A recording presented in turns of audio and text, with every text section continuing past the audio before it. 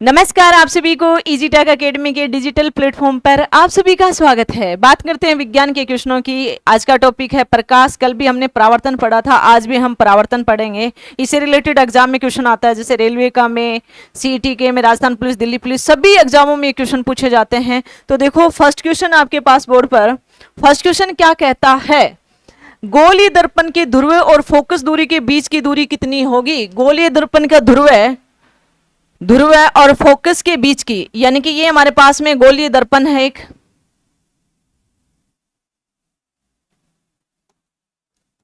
ये हमारे पास में गोलीय दर्पण है मानो। तो बोले कि इसमें ध्रुव है, यानी कि ये हमारे पास में एक पोल है, ये पी है, ये फोकस है, ये वक्रता केंद्र है, ये मुख्य एक्सिस है। पहले की क्लास जरूर देखे, ये सभी कंसेप्ट क्लियर करवाए हुए हैं, वक्रता केंद्र, फोकस दूरी और ध्रुव। तो इसने बोला कि गोलीय दर्पण में ध्रुव और फोकस के बीच की दूरी कितनी होगी। ध्रुव और फोकस के बीच की दूरी यानी कि इसको फोकस दूरी बोलते हैं। और यहाँ केंद्र से इसकी दूरी कितनी होती है, वक्रता त्रिज्या यानी आर होती है। अगर इसको लेके भी चलते हैं हम तो आपके पास में एफ बराबर में होता है फोकस दूरी बराबर में वक्रता त्रिज्या का आधा। तो इसका राइट आंसर होगा आपके पास में ए, इसका राइट आंसर रहेगा।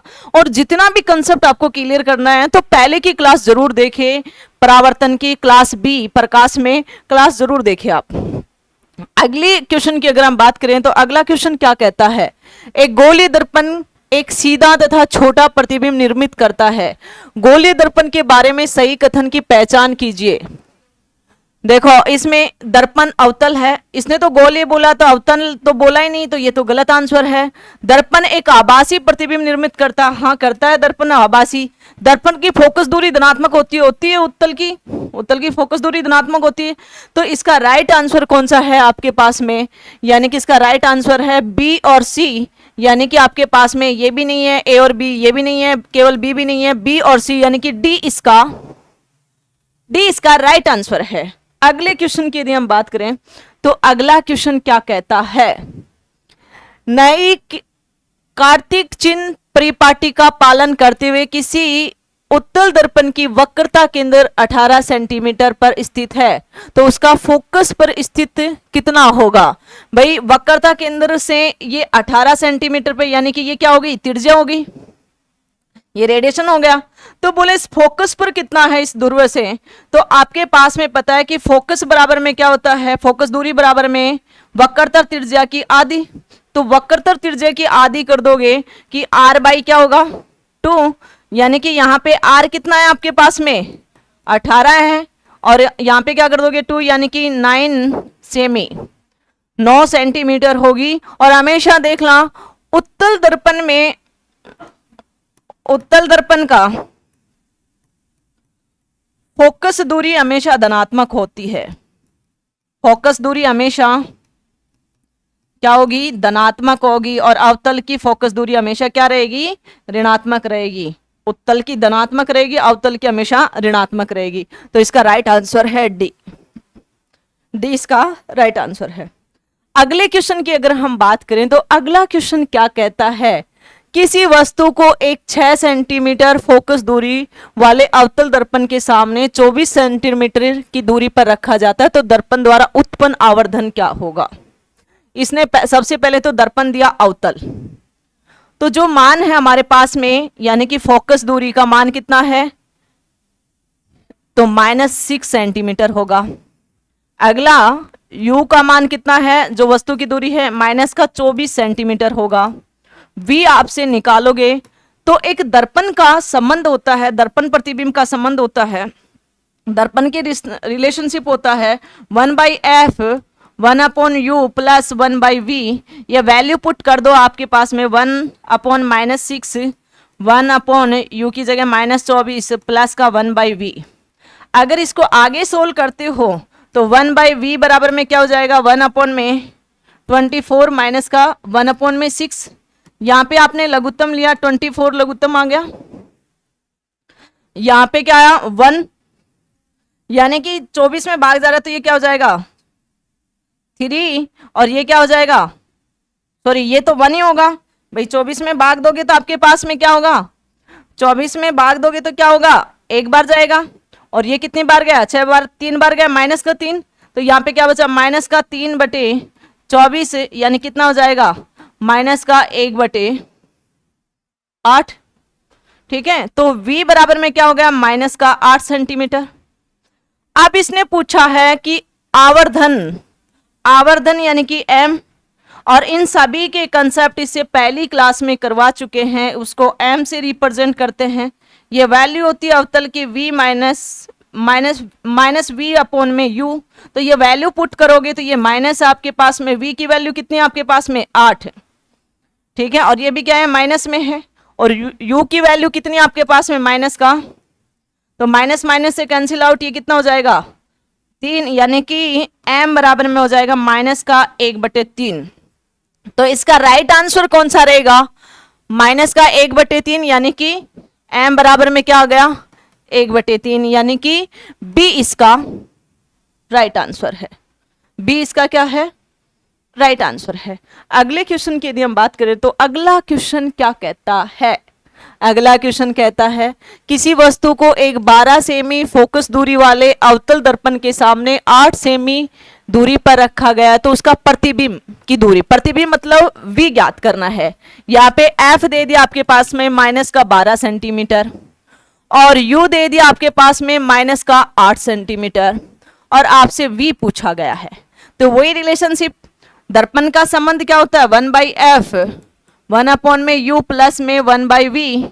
तो अगर आप यहाँ पे वैल्यू रखो तो क्या हुआ, 1 अपॉन में माइनस का 12 है, बराबर 1 अपॉन में माइनस का 8 प्लस 1/v। तो v बराबर में क्या हो जाएगा, 1/v बराबर में क्या आ जाएगा आपके पास में, 1/8 माइनस का 1 अपॉन में। अब इसके लघुत्तम लोगे तो आपके पास में कितना आया, 24 लघुत्तम ले लेते हैं, 8 तिया 24, 3 8 दूनी 24, यानी कि 1/v है। तो क्या हो जाएगा आपके पास 1/v, यानी कि 1/24। तो v बराबर में क्या हो जाएगा आपके पास में 24 सेंटीमीटर। क्या हुआ आपके पास में 24।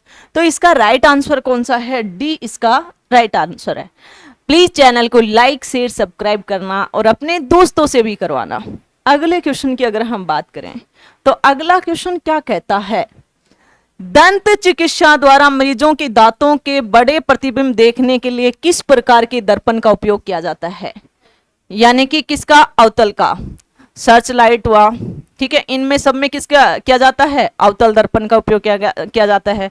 वाहनों की हेडिंग लाइट है उनमें भी अवतल दर्पण का, बत्तियों में भी अवतल दर्पण का किया जाता है। तो इसका राइट आंसर कौन सा रहेगा, गोलीय और उत्तल दर्पण नहीं, गोलीय दर्पण नहीं, अवतल दर्पण राइट आंसर है। यानी कि जब दांत का प्रतिबिंब यानी दांत का चित्र लेते हैं तो कौन सा लेंस लगा होता है, जो डॉक्टर अंदर लाइट लगा के और देखते हैं कि दांत खराब है, तो वो जब डायग्राम बनाते हैं तो वो कौन सा दर्पण है, किसमें किसमें दिखता है, वो अवतल दर्पण है।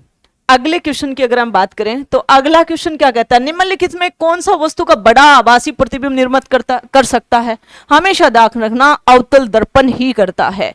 अगला क्वेश्चन है, इसका राइट आंसर है अवतल दर्पण।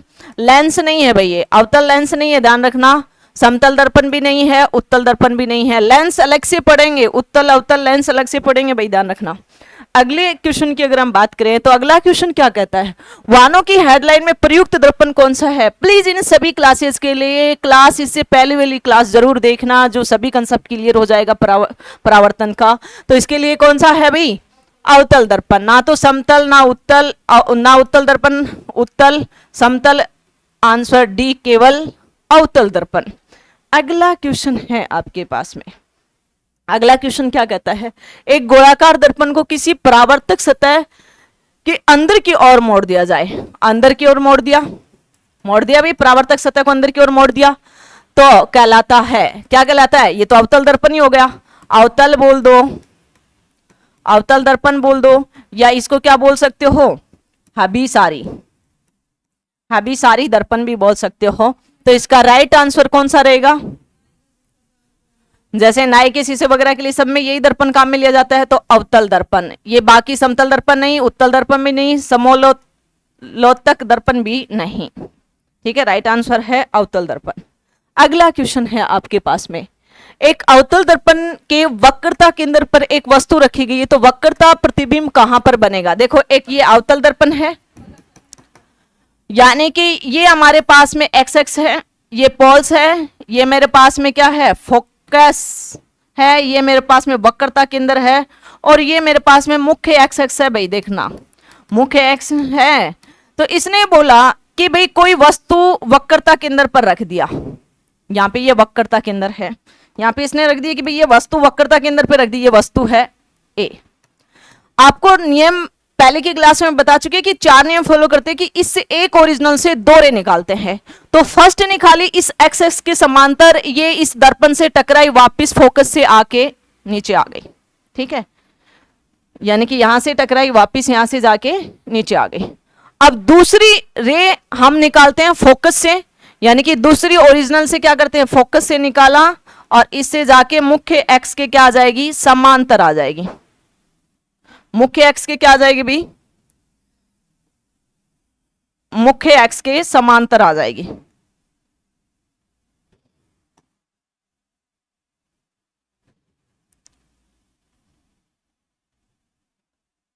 यानी कि ये इसका प्रतिबिंब, देखो एक बार ये मेरे से डायग्राम एकदम सही नहीं बना है, तो ये डायग्राम में थोड़ी बहुत ड्रॉ करने में थोड़ी बहुत गलतियां हो जाती है। तो यहां से आपके पास में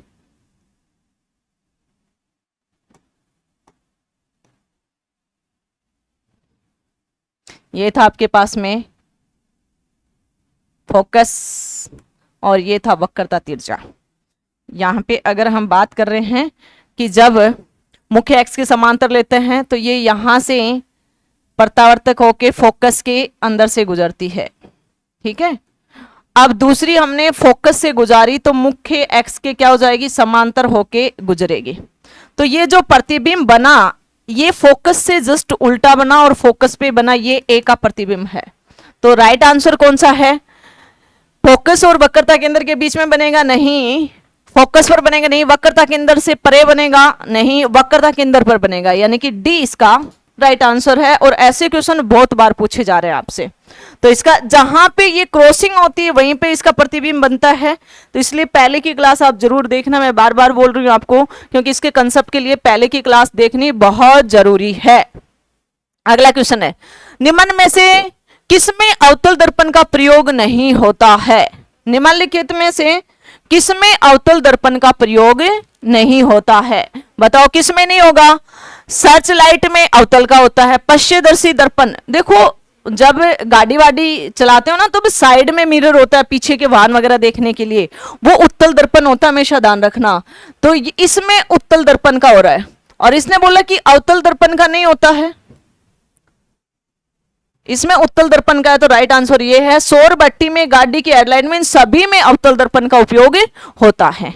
इससे अगले क्वेश्चन की अगर हम बात करें तो अगला क्वेश्चन क्या कहता है आपको, अगला क्वेश्चन बोलता है कि एक अवतल दर्पण सूर्य के सामने इस तरह से रखा गया कि सूर्य की किरणों का अभिसरण दर्पण के मुख्य अक्ष से 5 सेमी दूरी पर बिंदु पर होता है। यदि ये 3 सेंटीमीटर लंबी की एक मोमबत्ती, देखो 3 सेंटीमीटर से कोई मतलब नहीं है, ये मोमबत्ती की लंबाई है, दर्पण के मुख्य अक्ष पर 10 सेमी दूरी पर रख दिया जाए तो मोमबत्ती का प्रतिबिंब कितनी दूरी पर बनेगा, यानी कि V के बारे में पूछा गया है।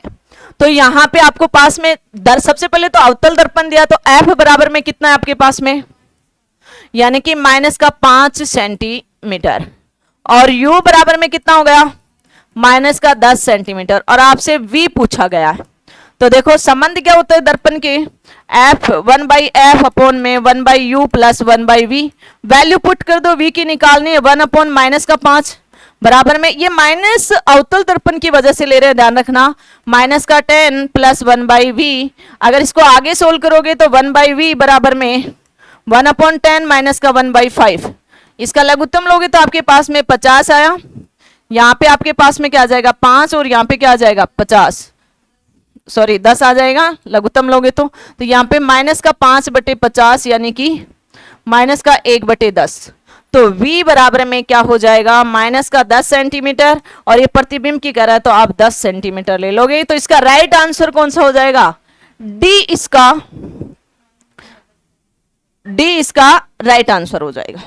अगले क्वेश्चन था, अगले क्वेश्चन की यदि हम बात करें तो अगला क्वेश्चन क्या कहता है, यदि किसी अवतल परिवर्तन पर आपतन का कोण 30 डिग्री है तो परावर्तन, मैंने पहले भी बोला था कि ये आपके पास में अवतल है, अगर इसके ऊपर आपके पास में अगर मैं इसको ऐसे भी लिख दूं, अगर मानो कि इसके ऊपर आपके पास में आपतित किरण हो रही है और ये क्या हो रही है, परावर्तित किरण हो रही है, और ये अभिलंब है, तो बोले ये 30 डिग्री का है, कोण आई बराबर में क्या है, 30 डिग्री का है, तो कोण आर भी कितना होगा, 30 डिग्री का होगा।